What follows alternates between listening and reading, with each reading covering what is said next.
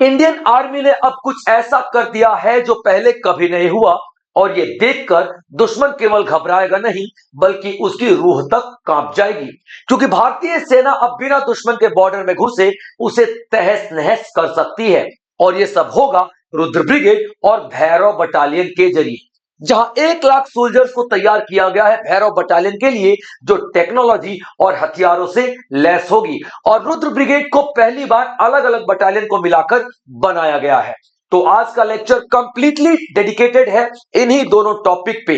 बात करेंगे हर एक पॉइंट पे डिटेल में, डिस्कशन करेंगे हर एक पॉइंट पे डिटेल में। तो लेक्चर में अंत तक बने रहेंगे, देखेंगे क्या नई टेक्नोलॉजी भारतीय सेना को दी जा रही है।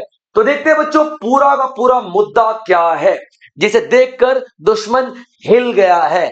चाइना हो या पाकिस्तान हो या पूरी दुनिया में कोई भी कंट्री हो, देखकर यही बातें कर रहा है कि रुद्र ब्रिगेड अब आगे क्या करने वाली है। तो क्या है ये रुद्र ब्रिगेड, सबसे पहले देखते हैं।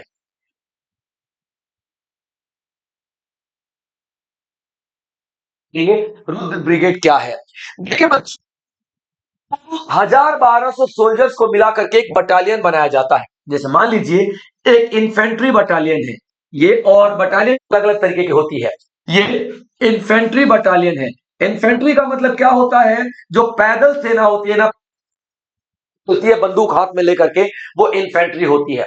तो ये इन्फेंट्री बटालियन है, याद रखना। उसके बाद ये मैक बटालियन कहलाएगी। मैक बटालियन बड़ी हथियारों को लेकर के चलती है।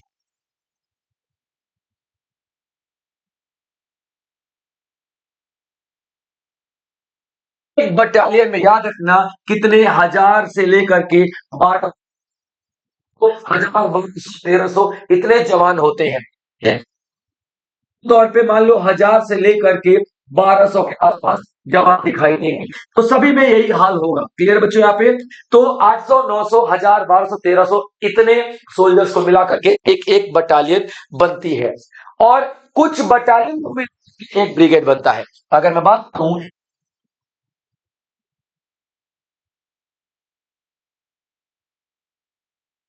1 battalion, 2 battalion, 3 battalion, 4 battalion, 5 battalion, लेकिन ये जो बटालियन होंगे ना, वो एक ही तरीके के होंगे। ये इन्फेंट्री ही होगी, ये सारी पैदल सेना ही होगी एक ब्रिगेड के अंदर में। अगर दूसरे बटालियन की बात करें, कोई और बटालियन, तो उसमें बहुत सारे बटालियन होंगे। दूसरे ब्रिगेड में बहुत सारे बटालियन होंगे, लेकिन ये जो बटालियन होंगे ना, ये या तो आर्टिलरी आर्टिलरी है, तो artillery artillery artillery artillery artillery, समझिए, armoured armoured armoured armoured armoured armoured, यानी कि अलग अलग तरीके के बटालियन होती है, लेकिन एक ब्रिगेड में सिर्फ एक ही तरीके के बटालियंस को रखा जाता है, याद रखिएगा। अब आर्टिलरी जो है वो बड़े बड़े हथियारों को लेकर के साथ में चलती है। ठीक है, टैंक जो है वो टैंक को अलग अलग तरीके से लेके जाया जाता है। एयर डिफेंस है, वो जो हवाई हमले होते हैं हमारी सेना पे, उसको देखती है, उसको रोकती है। तो एयर डिफेंस, ये जो ब्रिगेड है एयर डिफेंस वाला, याद रखना। तो इसमें जितनी भी यूनिटें रहेंगी ना, वो सारी की सारी एयर डिफेंस वाली ही रहेगी, से रिटायर्ड है और वो एयर डिफेंस से ही रिटायर्ड है। तो वो 109 लाइट एडी रेजिमेंट में थे। ये जितने भी बटालियन है, जितने भी बटालियन है, वो सभी को मिलाकर के एक ब्रिगेड बनती है। अब युद्ध की स्थिति में होता क्या था, युद्ध की स्थिति में होता क्या है, पैदल वाली सेना है, उसको अचानक से जरूरत पड़ी, सामने हजारों दुश्मन खड़े हैं, वो क्या करेगा, वो मैक बटालियन को बुलाएगा, मैकेनाइज्ड बटालियन को बुलाएगा। मैकेनाइज्ड मतलब जिनके पास आधुनिक मशीनें हैं, उनको बुलाएगा। अब उनको खबर जाएगी, उनके आते आते समय लग जाएगा। एयर डिफेंस वालों को बोला जाएगा, अरे यार दुश्मन तबाह कर रहे हैं, यहाँ पे जल्दी से आओ। तो यहाँ पे 4-5-6 घंटे लग जाते हैं, क्योंकि जब तक आर्मी डिप्लॉय नहीं होती, जब तक यहाँ पे इन्फेंट्री डिप्लॉय नहीं होगी, तब तक पीछे से बैकअप नहीं आएगा, और ये बैकअप आने में समय लग जाता है। अभी ये जो रुद्र ब्रिगेड बना गया है, इसमें क्या किया जाएगा, इसमें अलग अलग तरीके के बटालियन है। रुद्र ब्रिगेड ये भी एक ब्रिगेड है। Clear point. तो पहले क्या होता था,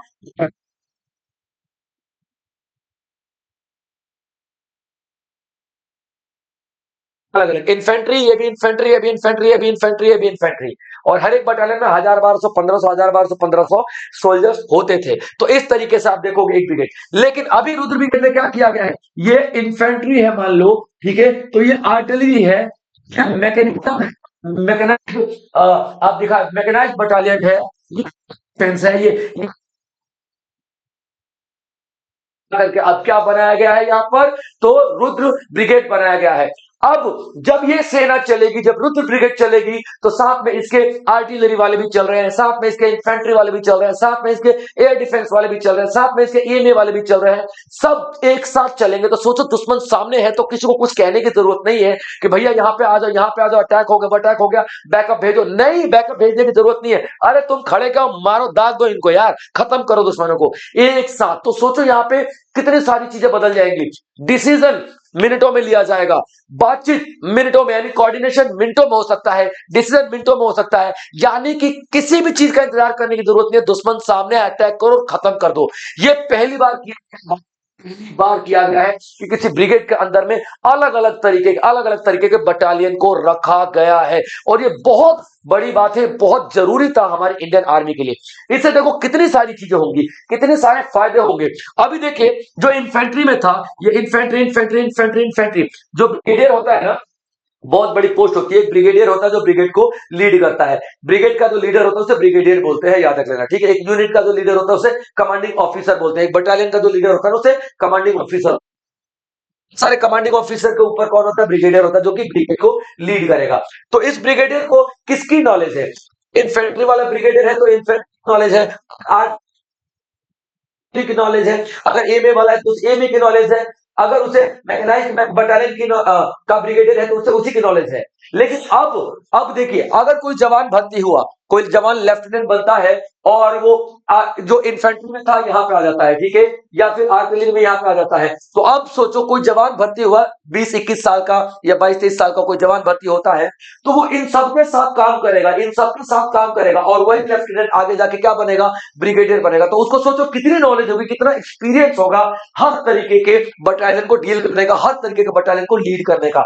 तो ये सिर्फ और सिर्फ यहाँ पे इंटीग्रेशन नहीं किया गया, एकीकृत नहीं किया गया, यहाँ पे सोचने की शक्ति बढ़ाई गई है, समझने की शक्ति बढ़ाई गई है, मैनेजमेंट की शक्ति बढ़ाई गई है, डिसीजन लेने की शक्ति बढ़ाई गई है, स्ट्रेटजी प्लान करने की शक्ति बढ़ाई गई है। यहाँ पे रुद्र बटालियन एक ही झटके में सिर्फ एक इस डिसीजन के साथ बहुत सारे लेवल पे कैपेबिलिटीज को बढ़ा रही है, यानी कि बहुत ज्यादा कैपेबिलिटी यहाँ पे बढ़ जाएगी। तो रुद्र ब्रिगेड है क्या, ये एक नया इंटीग्रेटेड कॉम्बैट फॉर्मेशन है, यानी कि युद्ध करने के लिए इंटीग्रेट किया गया है, बहुत सारी बटालियन को जोड़ा गया है यहाँ पे, बहुत सारी बटालियन को डिजाइन क्यों किया गया है, बहुत तेजी से, फास्ट, बहुत तेजी से लड़ाई किया जा सके, किसी का इंतजार नहीं, बैकअप आएगा, no no no need of backup. यहाँ पे चलो भैया मारो इनको, चलो भैया फोड़ो इनको, चलो भैया तहस नहस कर दो इनको, दुश्मन सामने है, फास्ट, एकदम फास्ट होगा, ठीक है। इंटेंस मॉडर्न वॉर्स जो आज की डेट में हो रही है, मॉडर्न वॉर का मतलब क्या होता है, ठीक है, टेक्नोलॉजी का इस्तेमाल करके।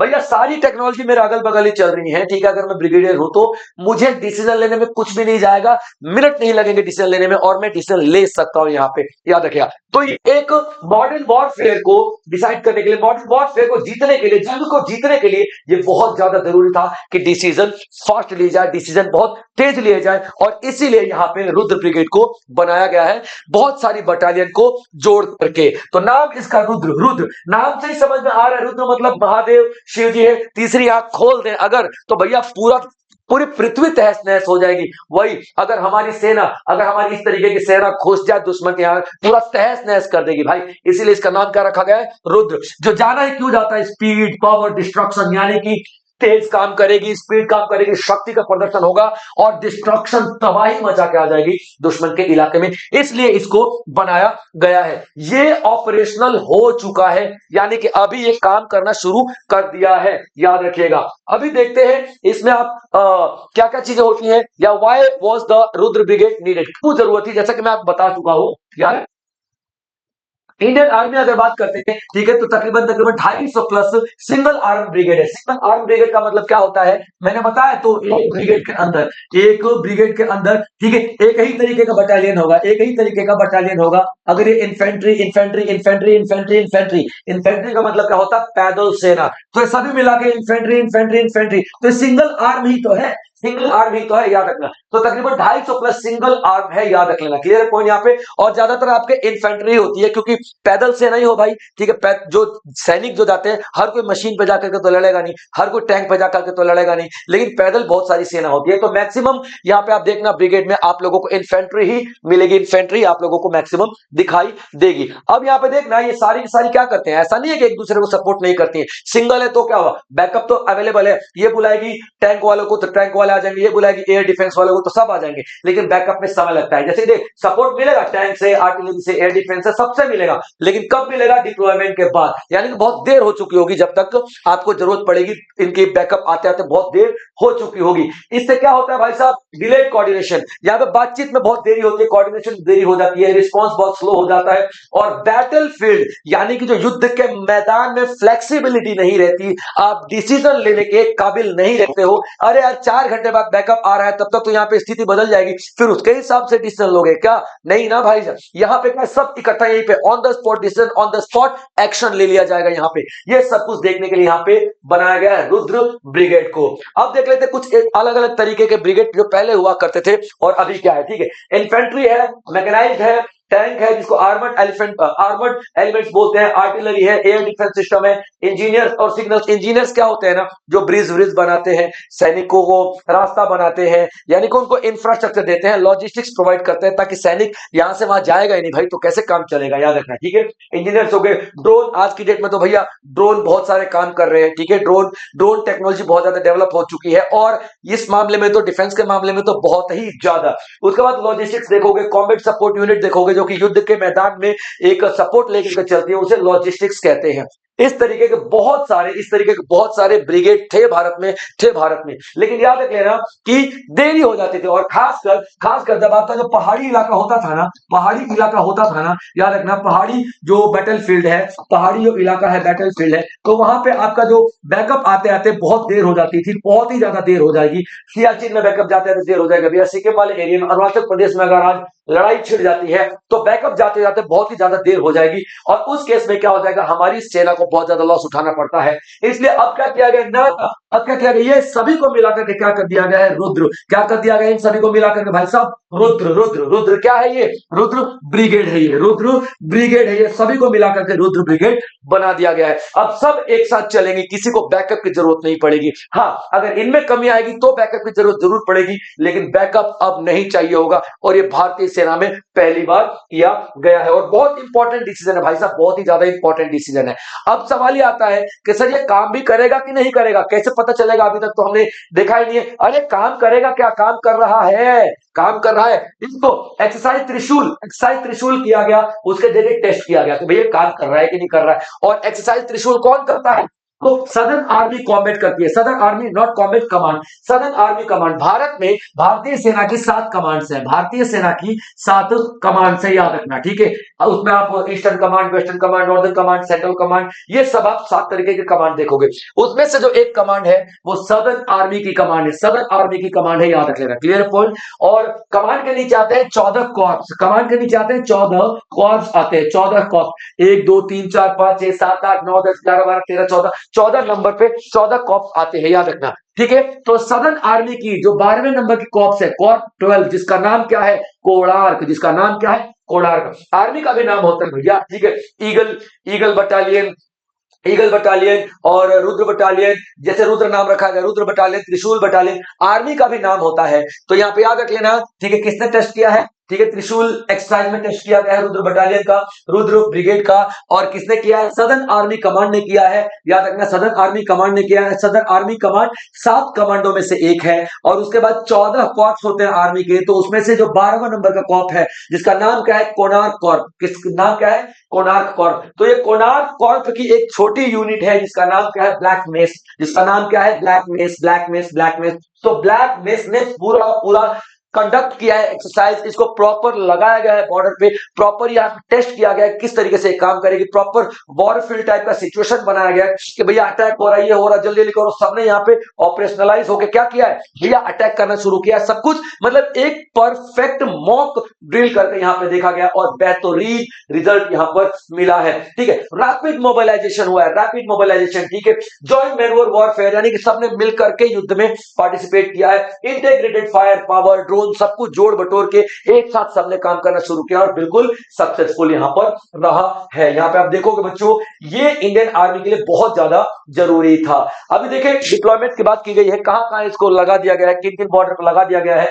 तो ईस्टर्न लद्दाख पे लगा दिया गया है, जो कि आपका चाइना का बॉर्डर आता है। सिक्किम सेक्टर में लगा दिया गया है, जहां पे जो पहाड़ी क्षेत्र है पूरे पूरे वहां पर इसको लगा दिया गया है और सक्सेसफुली यहां पे आर्मी ऑपरेट कर रही है, आप देखिएगा। ठीक है, अब जितने भी सिंगल आर्म ब्रिगेड है उन सबको धीरे धीरे कट किया जाएगा और ये तो सक्सेसफुल हो ही चुके हैं, तो और बहुत सारे रुद्र ब्रिगेड इस तरीके से बनाए जाएंगे ताकि डिसीजन लेने में स्पीड बनी रहे और डिसीजन गलत ना हो। क्योंकि देखिए मैं यहाँ पे डिसीजन ले रहा हूं, दूसरा ब्रिगेड वहां, दूसरा कोऑर्डिनेट करते करते समय हो जाएगा। और वॉरफेयर में अगर सब इकट्ठे हैं तो सब एक साथ बैठेंगे, मीटिंग होगी और इकट्ठा डिसीजन ले लेंगे, तो सोचिए वो डिसीजन कितना ज्यादा पावरफुल होगा, वो डिसीजन कितना ज्यादा एक्टिव होगा। ठीक है, चलिए यहां पे तो दुश्मन ने संभल ही नहीं रहा था कि भारतीय सेना ने एक और चीज इस्तेमाल कर लिया। ठीक है, जिसको क्या बोलते हैं, भैरव फोर्स बोलते हैं, भैरव फोर्स, भैरव फोर्स। इसमें क्या किया जा रहा है, 1 लाख सोल्जर्स को ट्रेन किया जा रहा है, 1 लाख सोल्जर्स को ट्रेन किया जा रहा है। किस चीज के लिए, तो ड्रोन टेक्नोलॉजी के लिए। किस चीज के लिए, ड्रोन टेक्नोलॉजी के लिए, याद रखना, ड्रोन टेक्नोलॉजी के लिए 1 लाख सोल्जर्स को ट्रेन किया जा रहा है। यानी कि खाली ड्रोन ही नहीं चलाना है, ठीक है, ड्रोन में ड्रोन के जरिए अटैक करना है, ड्रोन के जरिए सर्वेलेंस करना है, ड्रोन की टेक्नोलॉजी को समझना है, दुश्मन को कैसे चकमा देना है, सब कुछ यहाँ पे सिखाया जा रहा है। और कितने, 1 लाख सोल्जर्स को सिखाया जा रहा है, याद रखना। ये इंडिया की मिलिट्री को काफी ज्यादा मॉडर्न कर देगा। जो नया मॉडर्न वॉरफेयर शुरू हो चुका है, एक युद्ध की नई नीति जो कि टेक्नोलॉजी पे ही चलेगी, उसमें बहुत ज्यादा इजाफा होगा। यानी कि भारत की टेक्नोलॉजी मिलिट्री में, एयरफोर्स में, आर्मी में बहुत ज्यादा बढ़ने वाली है यहाँ पे। और ये पूरी पूरी ट्रेनिंग ड्रोन सेंट्रिक होगा, ड्रोन सेंट्रिक कॉम्बैट के लिए होगा। यानी कि वो लड़ाई जिसमें ड्रोन लड़ेंगे एक दूसरे से, वो लड़ाई की हम यहाँ पे बात कर रहे हैं। ये डिजाइन किया गया इंडियन आर्मी के लिए, जो कि टेक्नोलॉजी बेस्ड होगा। टेक्नोलॉजी बेस्ड का मतलब क्या होता है, जो टेक्नोलॉजी से लड़ाई लड़ी जाए, ड्रोन के जरिए लड़ाई लड़ी जाए, वो बहुत ही इंटेंस स्थिति वाली लड़ाई आ जाएगी ना, तब हम इसको इस्तेमाल करेंगे, याद रखना। ठीक है, यानी कि ये ड्रोन क्या करेंगे, integrates drone directly into the front line combat operation. बिल्कुल बॉर्डर पार करके ड्रोन जाएंगे और देखेंगे यार भैया कहां पे बैठे हो तुम, यहां बैठे, अरे वो बैठे, वो बैठे, उसको मार मार मार मार मार मार, ठीक है, अरे वो 10 टैंक एक साथ है, 10 टैंक को एक साथ उड़ा दो भाई, बात ही खत्म हो जाएगी। यहां बैठे बैठे पूरा का पूरा डिसीजन ले लिया जाएगा। आपने देखा था ना बहुत पहले एक क्या फायर फ्री पबजी वाले के मार मार मार, पीछे बोला पीछे बोला, ऐसे करके मारा जाएगा, दौड़ा दौड़ा कर मारा जाएगा वहां पे दुश्मन के टैंक को, दुश्मन के पूरे पूरे एरिया को तबाह कर दिया जाएगा। इस तरीके से ड्रोन सिस्टम काम करेगा और इसी के लिए 1 लाख सोल्जर्स को ट्रेनिंग दी जा रही है। 1 लाख सोल्जर्स भाई साहब, 1 लाख सोल्जर। और वो क्या सिखाया जाएगा, ड्रोन को कैसे उड़ाया जाता है, क्या सिखाया जाएगा, सर्वेलेंस यानी कि नजर कैसे रखी जाएगी दुश्मन के एरिया में घुस के 20-25 किलोमीटर अंदर तक, टारगेट कैसे साधना है, टारगेट कैसे साधा जाएगा और टारगेट के हिसाब से कैसे उसको उड़ा दिया जाएगा दुश्मन की। प्रिसाइज स्ट्राइक कैसे लेनी, प्रिसीजन स्ट्राइक का मतलब क्या होता है, एक्यूरेट, एकदम मार दिया वही एकदम दुश्मन का टैंक खत्म, कुछ सोच रहे नहीं है। कोऑर्डिनेशन कैसे बनाना है, सब कुछ यहाँ पे सिखाया जाएगा। ग्लोबल कॉन्फ्लिक्ट से हमने बहुत सीखा भाई, यूक्रेन हो गया, यूएस हो गया, अभी ईरान पे इजराइल ने अटैक कर दिया है। यहाँ पे क्या, drone drone drone drone drone drone drone, हर जगह ड्रोन चल रहा है, स्वर्ण ड्रोन चल रहा है। स्वर्ण ड्रोन का मतलब क्या होता है, 70-80 या 100-150 ड्रोन एक साथ जाएंगे और तितली तितली के साइज में होंगे, मक्खियों मक्खियों के साइज में होंगे। लगेगा कि अरे मधुमक्खियों का छत्ता आ रहा है, बेटा मधुमक्खियों का छत्ता नहीं है, वो तितली का झुंड नहीं है, पक्षियों का झुंड नहीं है, वो ड्रोन से हम समझ नहीं पा रहे हैं। तो इस तरीके के ड्रोन से लड़ाई लड़ी जा रही है आज के डेट में और ये ग्लोबल लेवल पे बहुत चल रहा है। तो हमने ग्लोबल लेवल पे जो भी कॉन्फ्लिक्ट्स है, जो भी सिचुएशंस है, जो भी युद्ध चल रहे हैं, उन सभी से हम लोगों ने बहुत सीखा भाई साहब और आज आपके सामने रिजल्ट दिखाई दे रहा है। ये जो कैपेबिलिटीज है ड्रोन की वो कैसी होंगी, ऑफेंसिव ड्रोन अटैक करेगा, अटैक, अपने आप को बचाएगा नहीं, नहीं नहीं नहीं मुझे नहीं मारना, नहीं, अरे बचाएंगे, मार देंगे तुमको, घुस के मारेगा, याद रख लेना। तो ये ऑफेंसिव ड्रोन हो जाएगा, एनिमी की पोजीशन को देखेगा, समझेगा और रियल टाइम यानी कि ऑन द स्पॉट उसी टाइम देखेगा, डिसीजन लिया जाएगा और मार दिया जाएगा। Surveillance proper on time real time होगा। वहां पे देखा अभी कभी मैसेज आएगा, वहां पे देखा अभी कभी मैसेज आएगा। ये नहीं कि मैसेज का प्रोसेसिंग चल रहा है 5-7 मिनट बाद आएगा, नहीं, सब कुछ ऐसे होगा।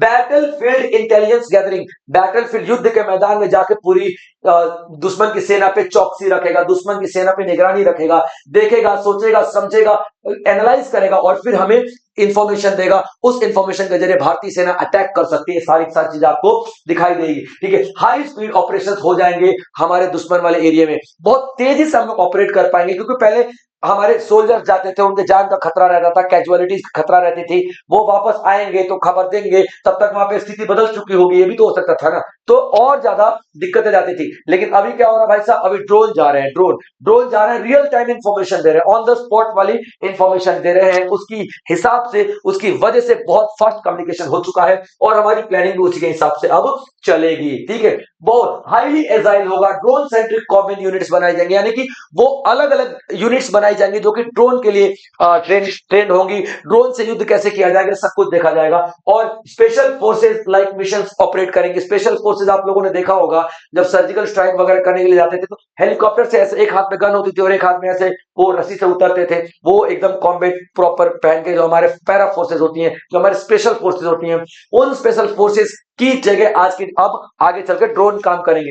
अब सोच के देखें ना, अगर उरी होता, बालाकोट होता या फिर ऑपरेशन सिंदूर होता तो आज हमारे जवानों को जाने की जरूरत नहीं थी। ये सारे के सारे ड्रोन जाते और अपना काम तमाम करके आ जाते, उनको तो पता भी नहीं चलता कि किसने किया है। फिर इंडिया छाती चौड़ी करके ऐसे बोलता है हमने किया है, हमने किया है, इंडियन आर्मी ने किया है। वही यहाँ पे अब होने वाला है। बहुत हाई स्पीड हो जाएगी, बहुत प्रिसीजन डिसीजन लिया जाएगा, एग्जैक्ट एक्यूरेट टारगेट पे वार किया जाएगा। उसके बाद फ्लेक्सिबिलिटी भी बन जाएगी। अगर रियल टाइम इंफॉर्मेशन आ रही है तो डेफिनेटली हम उसके हिसाब से एक्शन लेंगे, डेफिनेटली हम उसके हिसाब से एक्ट करेंगे, तो फ्लेक्सिबिलिटी अपने आप ही बन जाएगी। क्लियर बच्चे यहाँ पे? तो याद रखिएगा, ये जो हमारा भैरव बटालियन है इसको प्रॉपर डिजाइन किया गया है, ठीक है, किस लिए? ताकि गैप को भर दे। किसके गैप को भर दे? पैरा स्पेशल फोर्सेस जो है, जो जाते हैं हेलीकॉप्टर वगैरह से खतरनाक खतरनाक ऑपरेशन करते हैं, उनके बीच का गैप भर दे, और रेगुलर बटालियन जो इन्फेंट्री बटालियन है उनके बीच का गैप भर दे। अभी देखिए, जो स्पेशल फोर्सेस होती है ना, ये संख्या में कम होती है, जैसे कि मान लो 15 या 20 जाती है किसी भी मिशन के लिए, और जो इन्फेंट्री होती है ना बच्चों, ठीक है, जो इन्फेंट्री होती है ना, इन्फेंट्री ये बहुत जाती है, ठीक है, जैसे 500 चली गई, 1000 चली गई, या फिर युद्ध के मैदान में बहुत ज्यादा आपको इन्फेंट्री दिखेगी। इनके बीच में गैप बहुत ज्यादा होता है। देखो, अगर दुश्मन का एरिया सेंसिटिव है तो इतने सारे लोगों को लेके जाना मुश्किल है, ठीक है, याद रखना। और जहां पे बहुत ज्यादा सिपाहियों की जरूरत है वहां पे ये कम पड़ जाएंगे। लेकिन इन सभी को, और अगर ज्यादा लोग जाते हैं तो कैजुअलिटीज भी ज्यादा हो जाएंगी, भारत के सैनिक ज्यादा शहीद होने के चांसेस भी रहेंगे। लेकिन अभी सब कुछ ड्रोन के जरिए होगा, तो ये दोनों का दोनों गैप जो है, खालीपन जो है, वो ड्रोन आकर के भर देता है। ऑपरेशनल लेवल पे जो गहराई है, मैंने गहराई में जाकर के ऑपरेशन करना है, घुस के मारना है, तो ये ड्रोन सारा का सारा काम कर देगी। टैक्टिकल लेवल पे प्लानिंग वगैरह करनी है, उसके हिसाब से अटैक करना है, तो सब कुछ ये ड्रोन आपका कर देगा। इस तरीके से ड्रोन को बनाया गया है, याद रखना। और अभी 15 ऐसी बटालियन, 15 ऐसी भैरव फोर्स की जो बटालियन है, 15 ऑलरेडी बनाई जा चुकी है, और अभी 25 बनाई जा रही है। 25 अभी जल्दी ही डिप्लॉय हो जाएगी। 25 और प्लस 15 यानी कि 40 ऐसी बटालियन, भैरव बटालियन की बात करें, 40 ऐसी बटालियन अभी बनाई जा चुकी है। और अभी ये बटालियन है 15 रेज हो चुकी है नॉर्दर्न बॉर्डर्स पे, वेस्टर्न बॉर्डर्स पे,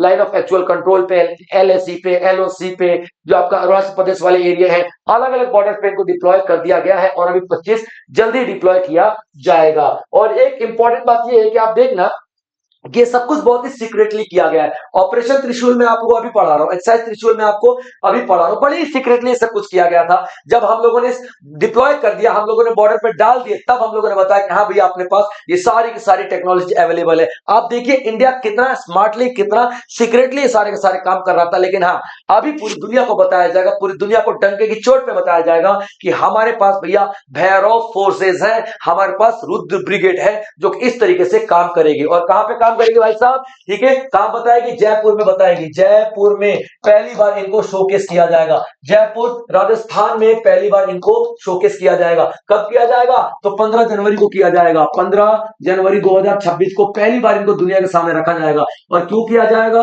क्योंकि 15 जनवरी को क्या आता है? हमारा आर्मी डे मनाया जाता है। आर्मी डे मनाया जाता है और उसका सेलिब्रेशन हम लोग करते हैं तो 15 जनवरी 2026 को जयपुर राजस्थान में इंडियन आर्मी डे के रूप में जो सेलिब्रेशन होगा उसमें पूरी दुनिया को बताया जाएगा कि भाई साहब अब हमारी जो आर्मी है उसमें टेक्नोलॉजी भी बहुत कमाल की है और जोश जुनून तो बहुत पहले का ही हुआ करता था। अरे मुझे इनके बारे में पढ़ा कि इतना जोश जुनून आ रहा है तो सोचो इनके अंदर कितना जोश जुनून होगा अपने देश के लिए। ये मतलब समझ ही नहीं सकते यार, इनकी जो इंस्पिरेशन है ना उनको हम नहीं समझ सकते। मैं एक वीडियो देख रहा था जिसमें क्या नाम है लकी बिश नाम का जो रॉ का एजेंट था, उसने कहानी सुनाई थी कि कुछ सोल्जर्स थे जो पाकिस्तान के एरिया में मतलब घिर गए थे, चारों तरफ से एरिया से घेर लिया गया था उनको, मतलब बहुत सारे दुश्मनों ने घेर लिया था। ये वायरलेस पे इंडिया से बात कर रहा था कि क्या करे, ऐसा समझ नहीं आ रहा, तो दुश्मन की लोकेशन ट्रैक नहीं हो पा रही थी। इस आर्मी के बंदे ने क्या बोला सोचो कि सर आप उनको नहीं देख पा रहे हो लेकिन हमारी लोकेशन आपके पास होगी, हमारे जीपीएस के जरिए हमारी लोकेशन आपके पास होगी, ऐसा करो